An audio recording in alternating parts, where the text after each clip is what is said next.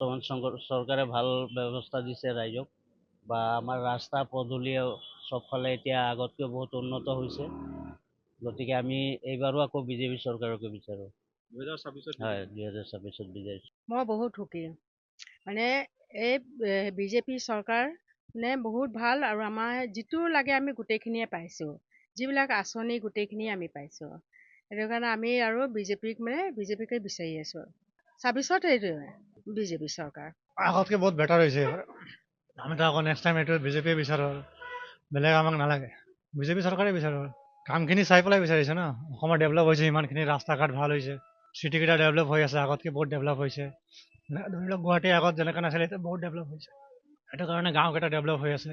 সেইটো কাৰণে আমি এইটো চৰকাৰে বিচাৰোঁ আৰু বিজেপি চৰকাৰে ভালে মানে কাম কৰিছে এবাৰ। যিমান আমি আগত দেখা নাছিলোঁ কিছুমান কাম, এতিয়া দেখা পাই আছোঁ। সৰুৰ পৰা ডাঙৰ হৈছোঁ, এতিয়া বহুতখিনি কাম দেখি আছোঁ। আগত দেখা নাছিলোঁ এনেকৈ। আগত মানে ক'ব নোৱাৰি আৰু। বিজেপি চৰকাৰ বিচাৰিম আমি। ভাল চৰকাৰ, ভাল উন্নতি দেশৰ। এতিয়া আমাৰ ইয়াতে ৰিচেণ্ট দি দিলে, কৰিডৰ দিলে ইমান 7,000 কোটি টকাৰ। সেইকাৰণে আমাক বিজেপি চৰকাৰ দেশক আগুৱাই লৈ গৈ আছে, সেইকাৰণে আমি ছাপোৰ্ট কৰি আছো। সন্তুষ্ট মানে সম্পূৰ্ণ সন্তুষ্ট নহয়, তথাপিও চলি আছে আৰু তেনেকুৱা।